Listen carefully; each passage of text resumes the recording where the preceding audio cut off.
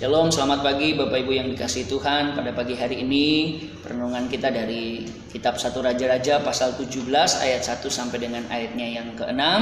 Dan saya memberikan tema perenungan pada pagi hari ini adalah mengikuti jalan Tuhan. Pasal 17 dari 1 Raja-Raja ayat yang ke-5. Lalu ia pergi dan ia melakukan seperti firman Tuhan.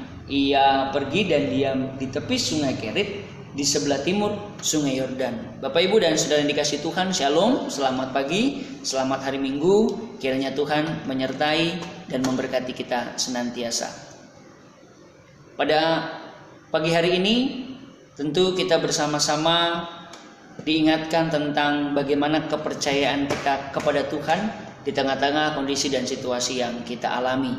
Saudara dan Bapak Ibu yang diberkati oleh Tuhan, kalau orang yang dekat dengan Tuhan, maka dia akan memahami dan dapat berkata bahwa segala jalan Tuhan adalah kasih dan setia dan kebenaran bagi orang yang berpegang pada perjanjiannya dan peringatan-peringatannya. Perenungan pagi hari ini adalah tentang Nabi Elia yang harus menyingkirkan diri, bukan bersembunyi, tapi dia mengikuti jalan Tuhan untuk membuktikan kepada banyak orang bahwa hanya Tuhanlah sumber kehidupan. Di tepi sungai Kerit, Bapak Ibu dan Saudara yang dikasihi Tuhan, Elia tinggal di sana setelah dia bernubuat bagi Israel, bagi Ahab yang pada waktu itu Ahab adalah seorang raja yang jahat. Tetapi apa yang dialami oleh Elia ini dan tentunya adalah karya Tuhan yang maha besar bagi hidup seorang yang sungguh-sungguh bertekun di hadapan Tuhan. Yang pertama, Tuhan adalah tempat berlindung.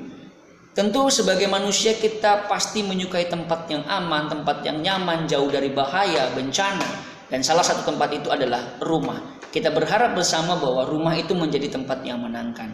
Saat ini Bapak Ibu dan Saudara yang dikasihi Tuhan, rumah menjadi tempat kita bersama menyembah, memuji Tuhan, memuliakan nama Tuhan.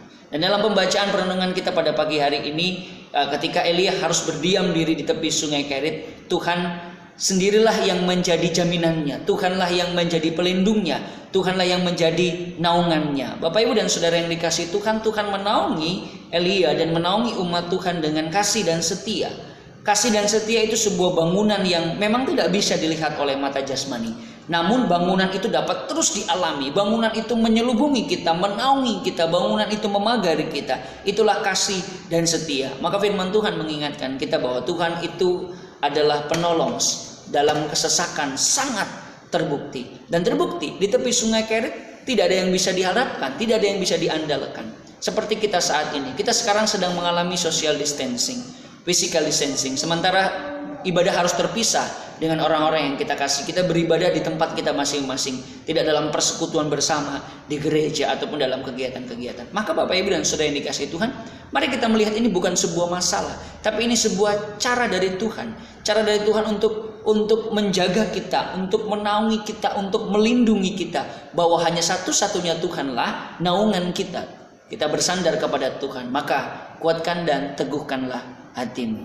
Saudara yang dikasihi Tuhan, sebuah pengalihan dapat berarti bahwa tersedianya berkat Tuhan yang lebih besar, dan kita percaya untuk hal itu. Elia menyingkir di sungai Kerit dan di sana dia berlindung pada Tuhan, dan Tuhan melakukan apa yang Tuhan kehendaki. Yang kedua, Tuhan bukan hanya tempat berlindung, tapi adalah Tuhan juga sumber kehidupan. Bapak Ibu dan Saudara yang dikasihi Tuhan, tentu kisah Elia ini kita paham bersama bahwa Elia makan dan minum di tepi sungai Kerit. Dia mendapatkan makanan bukan dari sungai Kerit, tapi di tempat itu dia mendapatkan makanan dari Tuhan. Sungai itu kecil, bukan sungai yang besar, bukan sungai yang kaya akan ikan, tetapi pada waktu pagi dan pada waktu sore Tuhan memerintahkan burung gagak untuk mengirimkan makanan, roti dan daging kepada Elia. Bapak Ibu Saudara yang dikasihi Tuhan, pada waktu itu masa kelaparan mulai melanda di Israel. Pada waktu itu kesulitan besar karena tidak adanya hujan, karena Tuhan menghukum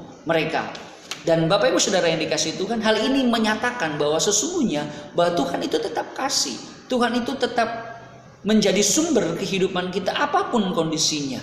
Meskipun yang kita alami, tempat di mana kita berada serasa tidak memungkinkan bagi kita, tapi hendaklah kita percaya dalam kondisi dan situasi apapun bahwa Tuhan tetap sumber kehidupan kita. Dimanapun saudara dan saya berada, kita mempercayai bahwa aliran air kehidupan itu mengalir daripada Tuhan yang akan menolong kita senantiasa. Tuhan adalah kekuatan kita. Maka mari kita tidak menjadi lemah dan lelah meskipun kita ada dalam kondisi yang tidak menyenangkan. Saudara yang dikasihi Tuhan, janganlah kita menjadi khawatir dengan apapun juga, tetapi nyatakanlah segala hal keinginan kita kepada Allah dalam doa kita, dalam permohonan dengan ucapan syukur. Tuhan tidak berubah, Tuhan tetap sampai selama-lamanya. Kasih dan setianya tetap sampai selama-lamanya. Mari mulailah menikmati banyak keajaiban saat saudara dan saya, saat engkau mulai suka tinggal dekat Tuhan. Kiranya Tuhan menolong, memberkati kita. Mari ikuti cara Tuhan berkarya dalam diri kita. Ingatlah bahwa Tuhan adalah naungan kita dan Tuhan adalah sumber